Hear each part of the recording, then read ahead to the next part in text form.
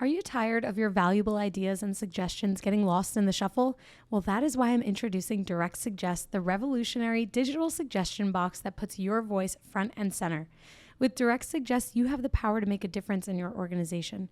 Direct Suggest provides value to organizations in various industries worldwide, including notable brands like Comcast, TD Bank, and Nokia. And here's the best part. Direct Suggest only costs 50 cents per employee per month, making it an affordable solution for businesses of all sizes. Plus, they have an incredibly high ROI and savings potential with an average 33 times return on investment. The implementation process is also a breeze. Once committed, setting up Direct Suggest from start to finish can be completed in as quickly as a week or less. Don't let your ideas or your team's ideas go unnoticed. Visit directsuggest.com today and start by making a difference with Direct Suggest. Use the promo code HUMANHR for your extended 60-day free trial. Again, visit directsuggest.com to learn more, and remember to use promo code HUMANHR for an extended free trial. Direct Suggest, where your voice matters. Welcome to the Bringing the Human Back to Human Resources podcast.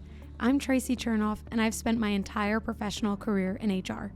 Each week, we'll explore the delicate balance between people and business with the aim to reconnect the two and create meaningful outcomes. Listen in as I share my own experiences, challenge the status quo, and chat with guests from various industries about our mission to bring the human back to human resources. Hi, everyone. Welcome back to the Bringing the Human Back to Human Resources podcast. Thank you so much for being here for another week. I have a very exciting topic for us this week and a very exciting guest, and her name is Lauren Fitzpatrick Shanks. She is an award-winning engineer with 15 years of experience in entrepreneurship, engineering, product creation, software program management, and operations. She's also the first Black woman to receive an Aerospace Engineering degree from the University of Kansas and the first Black woman to win the American Institute of Aeronautics and Astronautics, AIAA, International Design Competition. She's a recipient of the Women in Technology Rising Star Award and has an MBA in Operations Management from the University of Scranton.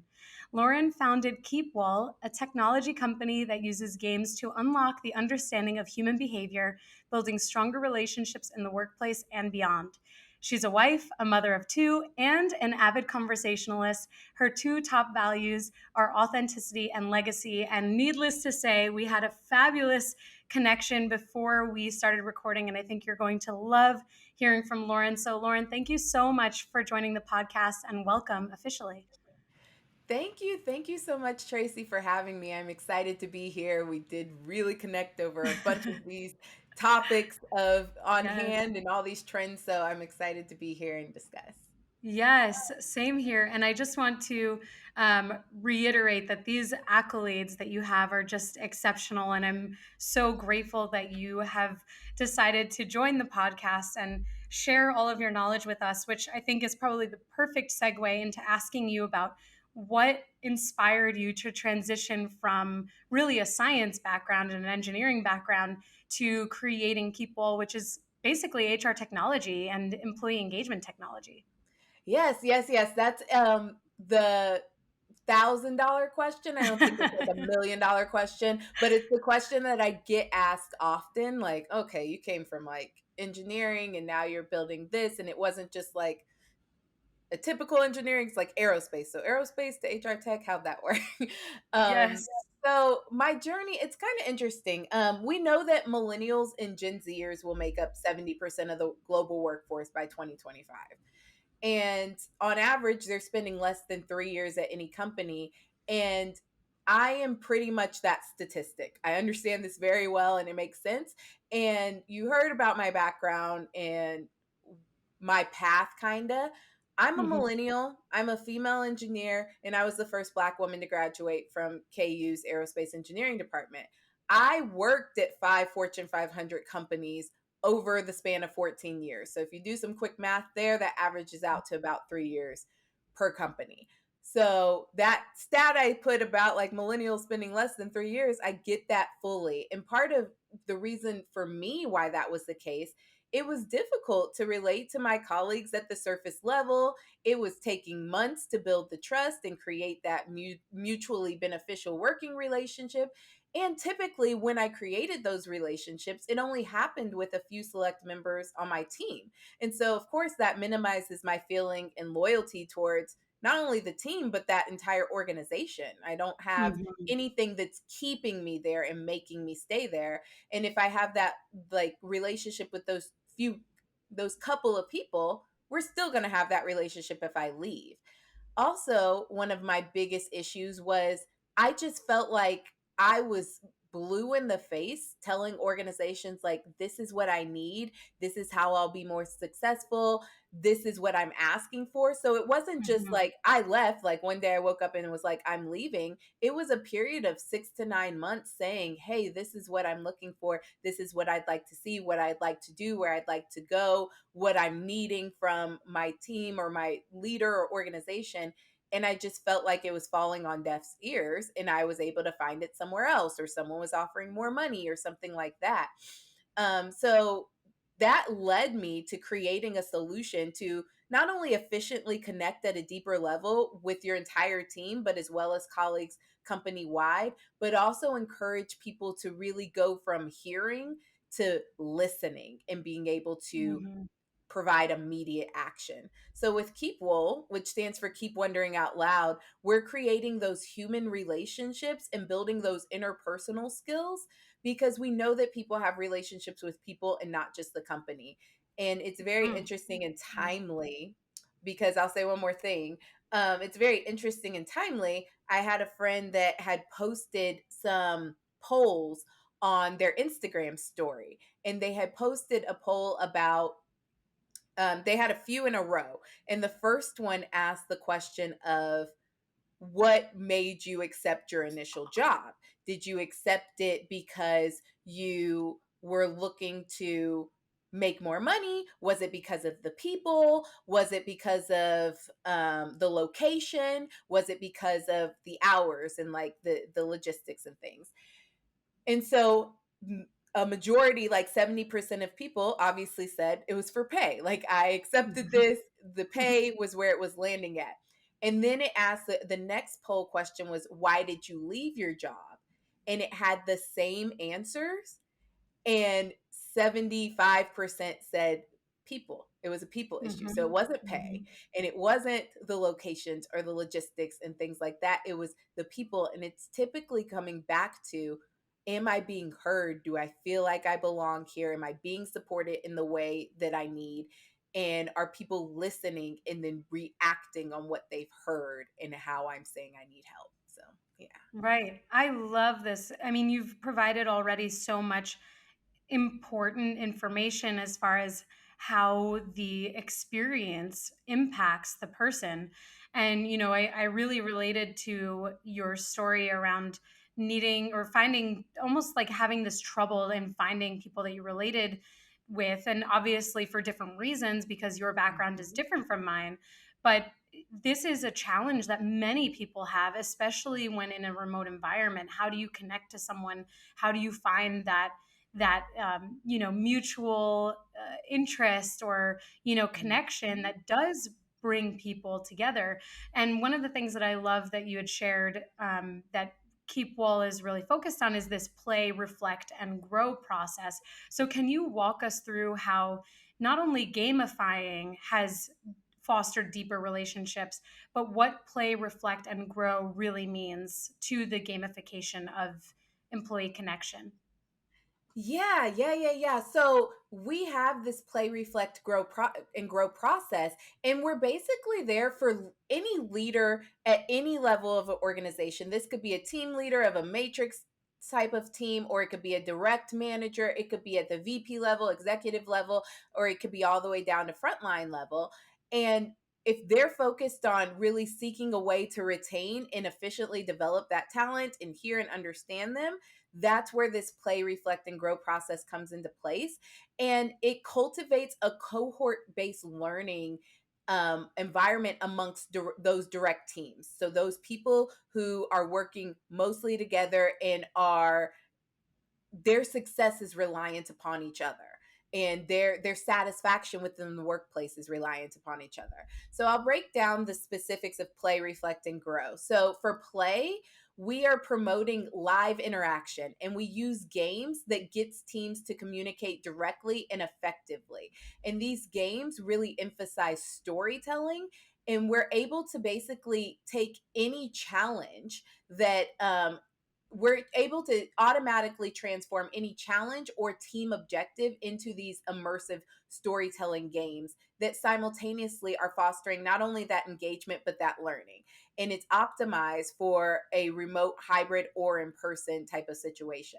So that's the play component, really turning a challenge or an objective into something that can become a discussion base so that we're learning. Like, where are Mhm. the pitfalls? What are the different tactics that someone else has taken? And so it's that collective sharing to learn. Then we have our reflect. So we have post game reflection assessments that collect this robust and contextualized data, insights, and also goals from the participants who have just played the game. So we're collecting impact metrics from how this game, based on this specific theme or challenge or materials, how this game impacted you from a personal perspective, from a group perspective, but then also how it impacted you from a professional perspective. So how is it really impacting your job? Because now we have that blurry line of work and life and like us all, like our all encompassing self, not just our work persona. So we get all that Mhm. from our reflection assessment, so that we discuss play and then reflect. And then the last one is grow. So our software uses those gameplay outcomes and those reflection assessments to deliver this just in time curated developmental content, as well as action plans to really solidify behavioral change. So we're taking it from being something that either HR has to propose and deliver from tops down, or that a manager has to give a directive about, and really allowing the team to be empowered to say, hey, these are the things that we need to work on to make this team be the best team that everyone wants to work on, but also allowing those players to recognize, hey, these are the areas that I personally need to develop in. So we provide action plans for the team, but also personal development content for each individual. And so our play, reflect, and grow process, it's actually it's a proprietary type of process that we are in the process of getting patented. So we've done the provisional Wow. patent on it. But yeah, it's science backed, and it delivers this fun filled experience while providing these actionable insights and this people analytics that empowers leaders to not only drive change but enhance team effectiveness and elevate that company culture. So instead of your traditional siloed annual employee engagement surveys, you're really getting to the meat and the heart of what's needed, and at the level that it's needed at, not just, okay, from a global, here's the global organizational trends. We get it Right. at that team level, and then you can level it up to business unit trends and organizational trends. So you get it all. Right. I love that. I mean, one of the things that I was thinking about as you were sharing this is this idea of the analytics and the data and how that can help businesses, leaders, decision makers, even the individual contributors make better decisions, whether it's for their careers or how they're interacting with one another. And I think I had shared with you, we haven't talked about gamifying employee experiences or engagement on the podcast yet. So this is really Oh, like yes, this is the introduction into what the gamification of engagement and employee experience really looks like. So I would love to dive in a little bit deeper if we can on some of the analytics. Like, are you able to share at all what breaks down or what leaders are able to walk away with understanding? Are the analytics like developmental? Are they upskilling based? Is it behavioral? Like, what are leaders yeah. walking away with an understanding of? Yeah, that's a great question. It's a great question. So, for KeepWOL, we've decided to be very prescriptive with our analytics. So, with a lot of tools and technologies, they try to provide like, hey, this is this platform to enable you to collect data that you then have to analyze, but you have to decide what type of data am I going to collect? And then what does this data mean to me? What's the definition of it? How will it help? And what can I learn from these trends? And to make my strategic changes that I need to go about. Well, KeepWOL has taken a different approach. We have spent years like researching and trying to see what are the main reasons why people leave companies.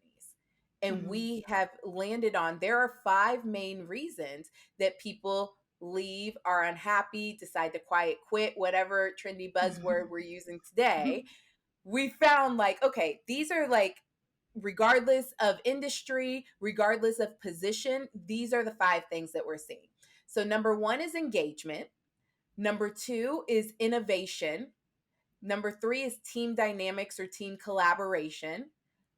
Four is cultural intelligence. And five is that job satisfaction. So, Wow. my desire, and we break down job satisfaction of your desire to want to stay at this organization. So if you got the same exact position somewhere else for the same pay and everything else, how likely are you to leave? And so it's really honing into the environment a person's in, not so much like the work that they're doing. So those are the five elements. And we collect, so that reflection assessment, where it's the reflect portion, we're collecting metrics for every game that's played, regardless of theme or objective around that area, because of how our games are set up, regardless of if you're talking about a growth, providing people with a growth mindset and how to go about that while being inclusive, or if you're talking about, hey, I want to train up people from a perspective on how to technically sell our product. We still are collecting metrics in those five key areas because we have to make sure that we tie all that information back to those five reasons why people leave. Mhm. And so leaders are able to get the metrics and see, okay, based on this game and this objective that we went about, or this challenge or something that we're trying to train people on, what are the, like, what were our results in these five areas? Where'd we hit the mark? But then we have these open ended questions that give us more contextual details. So you have these initial results that are on like a Likert scale of a 1 to 10, and where we fall on them and how do those map back to those five key areas. But then you have the open-ended questions, and we have we have three specifically. So one is asking, what did you get from this session experience? So what did you learn? How'd you feel about it? What was great? Like stuff like that, so we can get like, where was the person's mind at? But then we have two other questions that talk about goals. So one is, what are the group goals? What from this session that we learned did we learn? Hey, our team needs to develop in this area. We need to work on this, or we have a gap in this area. But then we also ask that same question to say, what did you personally recognize from this group session that you should work on, or that you have a gap in, or you'd further want to learn in that area?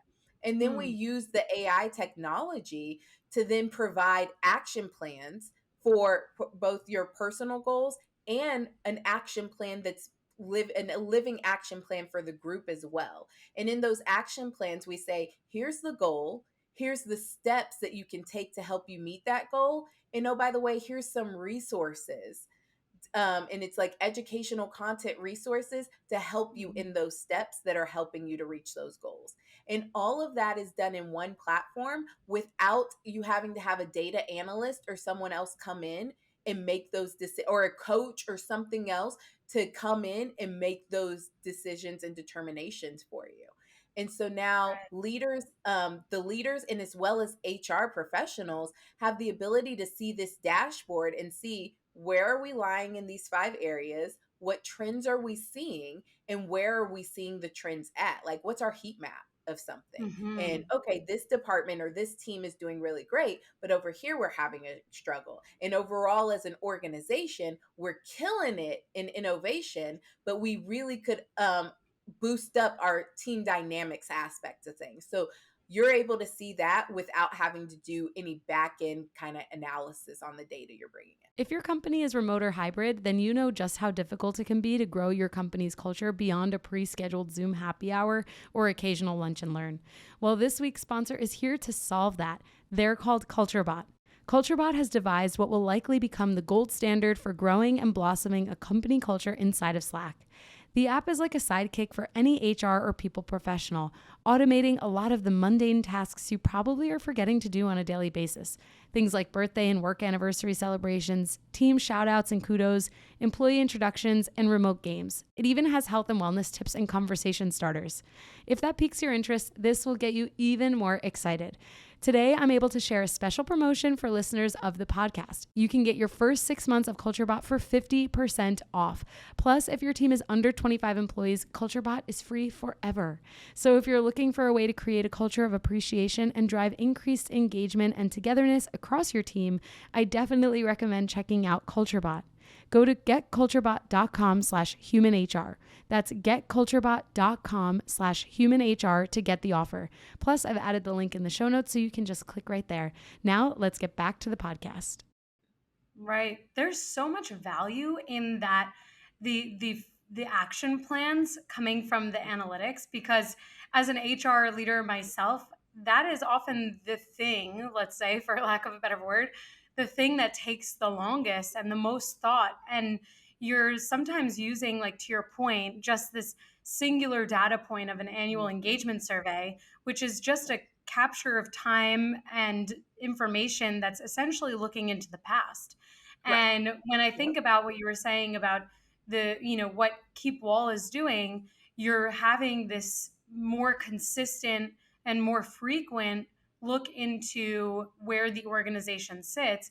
And for HR leaders, like, and really just any business leader in general, having that data is so critical. I mean, I think about the current challenges with retaining talented workforces and engaging and keeping engaged talented workforces. It's just so challenging.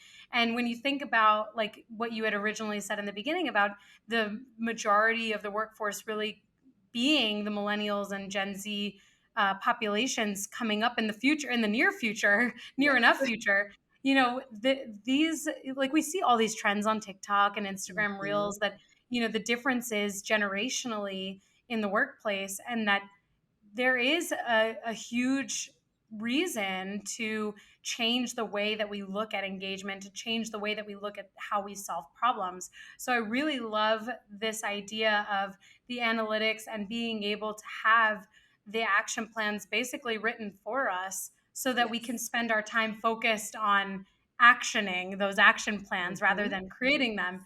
And, Yes. I please go ahead if you're going to add Oh, I something. was just saying, yes, absolutely. Like, really spend the effort on making sure we're enabling the changes that we know need to Right. happen instead Right. of creating the strategy around how and when and will, and like we deliver that, and we deliver it just in time, like it's instantaneous, and it's just in Mhm. time, so you can immediately be doing it, and it's not an employee saying, okay, like I filled out this engagement survey and I said all these things that need to be fixed, and I can now wait 12 months before I Mhm. see any implementation. And doing this at the team level allows you to see implementation where it's needed in the place it's needed immediately. That's fabulous. I'm, nodding my head basically every second that you're speaking, because I just think about all of the challenges that I've been confronted with as an HR leader and the challenges that I know listeners have been confronted with.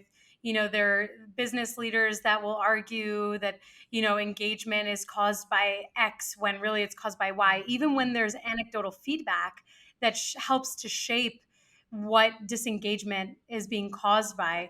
And so this idea of like instantaneous feedback, I just think about the time saved and how fabulous Mhm. technology is and can be, and how we leverage technology to our advantage in moments where, a lot of what we do in HR can be very administrative, and Yes. that being able to remove the action plan creation and the strategy behind that to just be able to focus on executing, like, it's kind of the work smarter not harder mentality, so that we're Mhm. focused on and putting our energy into what is really going to have the most and best outcomes.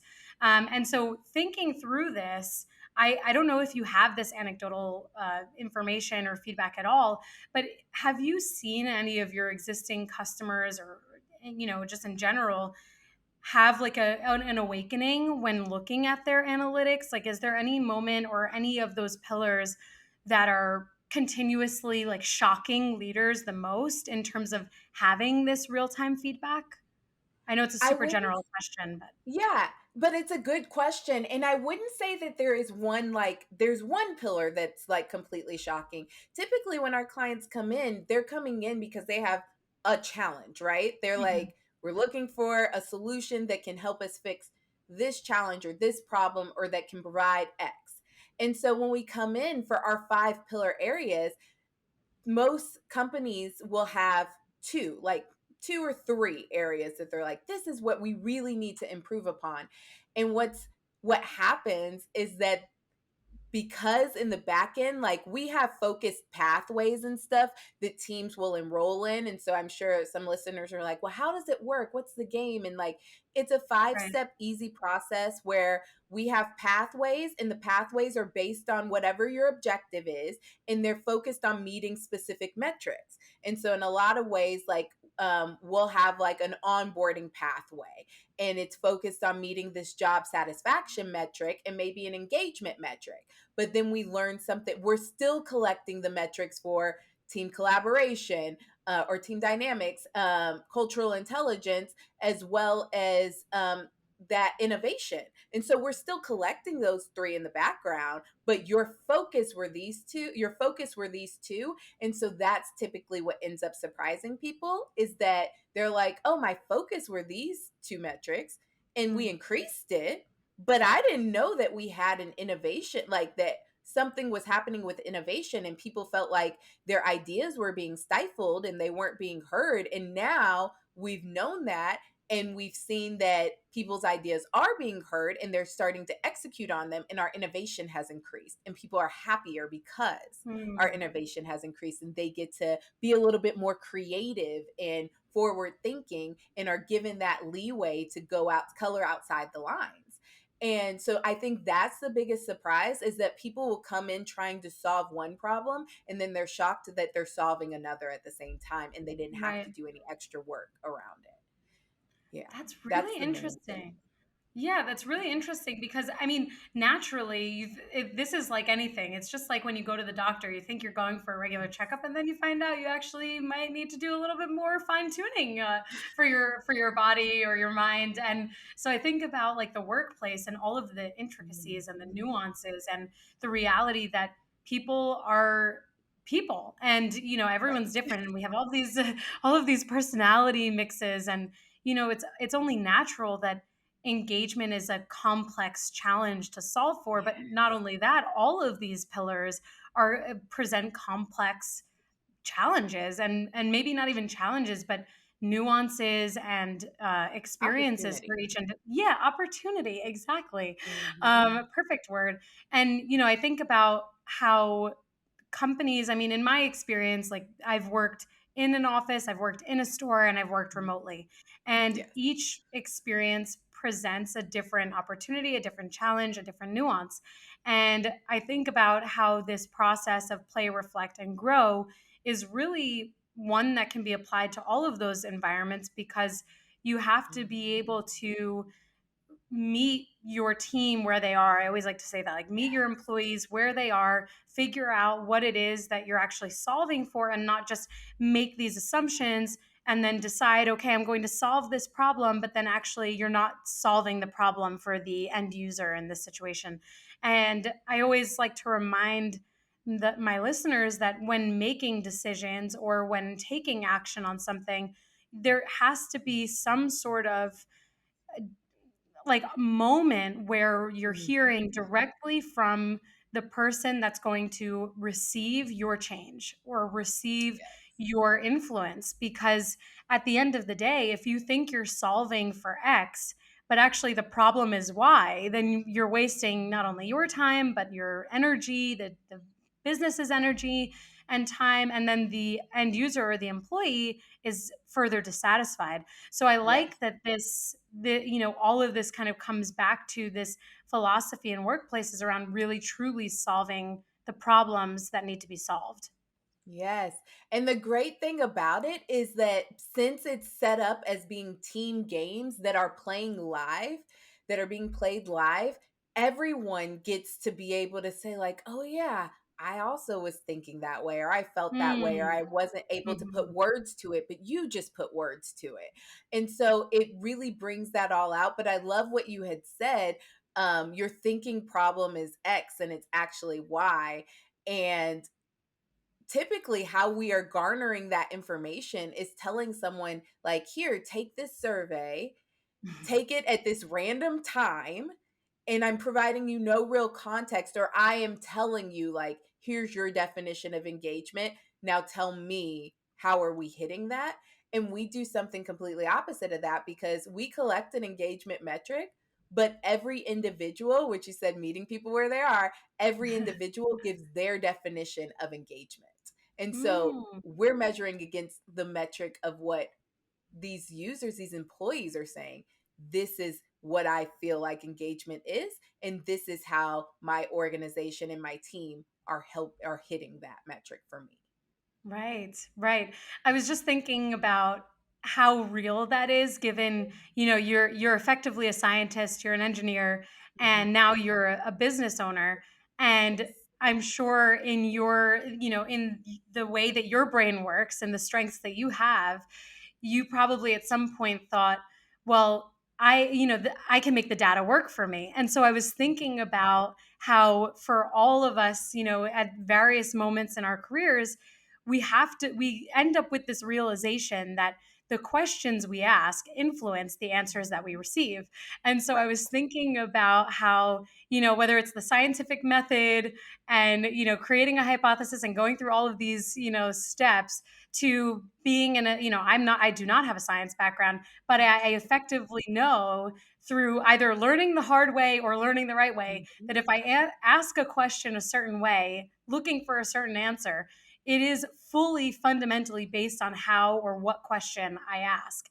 And so Right. I'm thinking through how you just explained that you're doing the opposite of what typical engagement initiatives, let's say Yeah. surveys or questions, what they're typically doing. You're doing the opposite in allowing the employee, the individual, to explain their perspective. It really is the opposite, because It otherwise in a really is. survey you're like, how likely are you to recommend Mhm. X as a place to work? And Yep. it's just a flat piece of data, a flat piece of feedback. Mhm. Whereas when you have what KeepWOL is doing, this expectation that everyone's contributing to the understanding of engagement and these other pillars, that Yes. then I kind of see it as like not only getting better data and better feedback, but also this commitment from each individual to really think about what all of these things mean. Yeah, and that's the biggest thing, because when we get those annual surveys and we're given, like, do this deadline, and it's like a do it, do it, do it, and all the reminders, Mhm. it's kind of like, okay, let me check the box. So even like some of us will put great thought into it, and then some of us get burnt out of putting that great thought into it, because we're like, well, I put so much great thought into it last year and I'm still waiting on some of these changes to be made. So there's some Right. of that. But in this instance, it's like, hey, we're going to play. It's going to be a game that's automatically disarming you. It's already set up because you have a pathway. It's replacing an already team meeting that you regularly have, but now you're doing something that is like fun and engaged, and you have to be present for it. And then you're getting that, just the depth of the understanding, and not trying to figure out, how do I read between the lines of just text based information that's been given to me. Absolutely. Absolutely. Yeah. I'm so inspired by this, like flipping the script on employee engagement. And, I would love to kind of close us out with this one point that I have in my notes that I like bolded, underlined, italicized, which I loved that you had said. This was from before we started recording, and it was that the ownership is not all on HR. And I think this Mhm. is a really, really important distinction to make, a really important item to mention, because many of the listeners are in HR and Yes. feel this way. I mean, I've certainly felt this way, that there's this misunderstanding from other business leaders that engagement and the process to identifying why there might be disengagement, solving for disengagement, that all sits with HR, and it really doesn't. So can you walk us through why you believe this and make us all super happy that someone finally gets it? Yes. Well, I just think about it from this perspective. Like, how can you think of, and especially we work with a lot of enterprise companies and things like that, and HR gets chartered with all this stuff. And it's like, hey, solve our people problem. And I'm like, Mm-hmm. people are the hardest problem to ever solve because every person's unique. So, how could Right. you, even if you had a department of hundreds, but you have a company of thousands, you can't, even 100 people can't solve the problems of 1,000 people. And Right. so it has to take some of that ownership, and that's part of why we have people leaders and managers and things like that. And if we're looking to HR to just give us a prescriptive one size fits all type of solution, you're never, I mean, that's why we're here at this point. That's why I had the ability to fill a gap and a need that's being created, because it's like, yeah, we keep on getting these different solutions and we want the easy button, but the easy button is to say, hey, we're dealing with adults, and let's actually have them provide us the information, but do it in a setting where folks are feeling comfortable, where they're not feeling judged, where they're recognizing that, hey, at the end of this, I'm going to learn something, but others are going to learn something from me. And that I know that going forward from this, I'm going to know what our next steps are for what we're going to do out of this. Because in so many instances, it's okay, I'm doing this thing because I was told to, but I have Right. no idea what's actually going to happen next. And so for me, I think I've been in different positions of being a people leader where I'm like, I have not been equipped with the resources that I need to be most successful in serving the people that I am leading. And so, and then to think that that all lied on like HR giving me something to be able to do that, it's just, it's a lot of pressure, it's a lot of weight. And I think that the best way to solve that is garnering understanding. And you get understanding through asking questions. And that's a skill.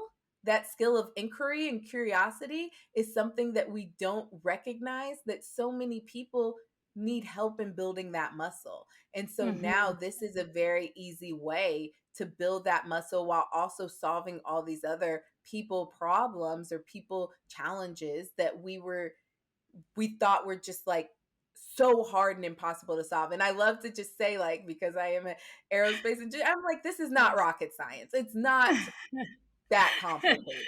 And you, if anyone knows that, it's you. Yes. That's Yes. amazing.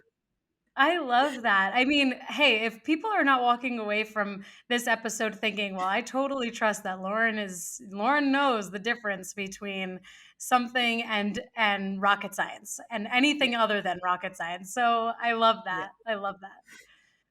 That's an Yeah. amazing, I think it's like an amazing way for us to hear more from you about where we can connect with you, where the listeners can learn more about KeepWOL and what you're doing, and especially if they're totally inspired the way that I am and want to bring KeepWOL to their organization. So please let us know, where can the listeners connect further?